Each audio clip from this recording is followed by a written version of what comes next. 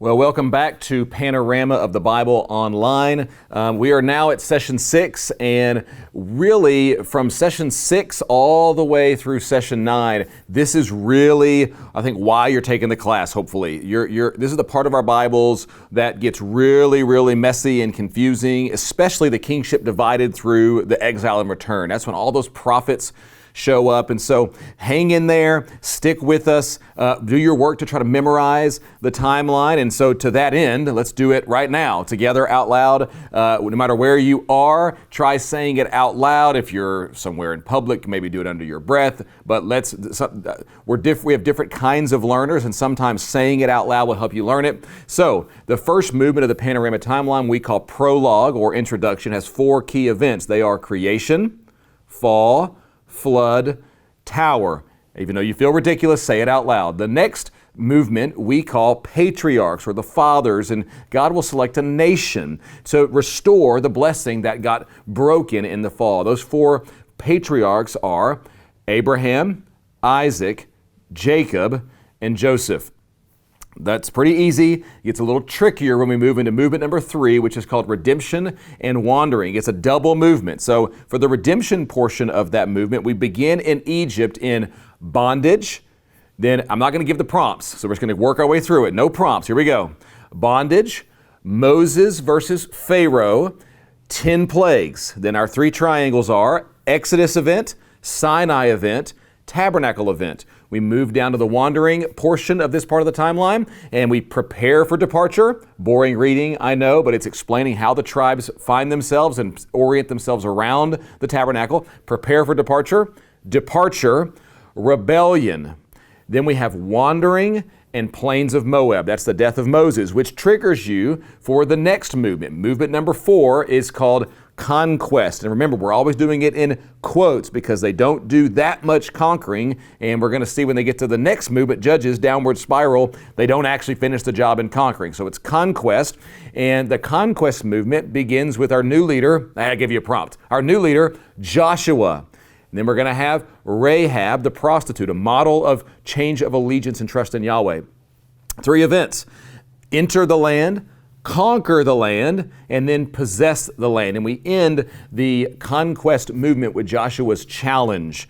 Joshua says, "Choose this day, O Israel, whom you will serve. As for me and my house, we will serve the Lord." And we put it up in our kitchen. Then we move into the downward spiral or apostasy movement. This is the book of Judges. So we've worked ourselves from Genesis, which is prologue and patriarchs. Then redemption wandering gets us Exodus, Leviticus, Numbers, or in the wilderness, Deuteronomy, plains of Moab. Joshua is our story that takes place with the conquest movement. And now we move into the book of Judges and Ruth. So we're working our way through the Bible, and the downward spiral movement has 6 R's. Remember, that's how I'm trying to get you to remember. Downward spiral has 6 R's. The 5 R's of the sin cycle are these: rest, rebellion, then retribution or wreck. Remember, I said that the person I was working through this, they said they're going to remember retribution as wreck, and then I got that in my head. So rest, rebellion, retribution or wreck, even though it starts with a W. They cry out in repentance, and then God brings restoration. We also put the book of Ruth in the period known as the Judges, or the downward spiral into apostasy. And that brings us now to session 6.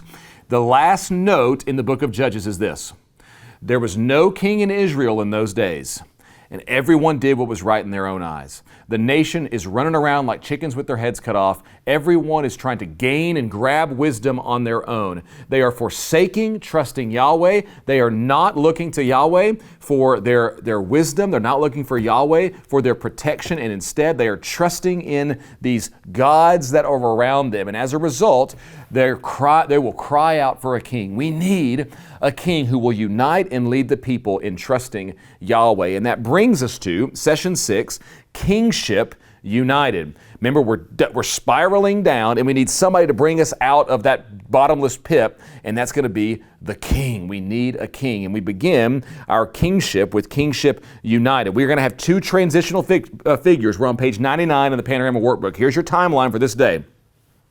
2 transitional figures that transition us from the book of Judges into the kingship. And those 2 transitional figures are Eli and Samuel. Then we have 3 kings. I always say, we three kings of the united monarchy are, and you can sing the song if you'd like. We three kings of the united monarchy are Saul, David, and Solomon. And we're going to shade the circles here on page 99. Where Saul's circle is, we're going to let that be a metaphor for his devotion and heart toward Yahweh. Leave it empty. He has an empty heart. If you like smiley faces, put a frowny face under Saul.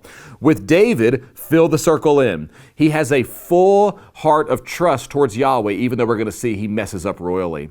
And then with Solomon, draw a line down the middle and shade half. He's half-hearted towards Yahweh. If you're doing smiley faces, Saul has a frowny face, David has a smiley face, and Solomon has a middle face. He can't quite decide, and we're going to see that's going to lead to the downfall of the nation after his death. And the first kind of key date that we're having you remember in the Panorama timeline is this date, 931 BC, the death of Solomon. We're going to see next week. It's important to help kind of orient. So here's the timeline for Session 6, Kingship United. Two transitional figures. Say it with me. They are Eli and Samuel.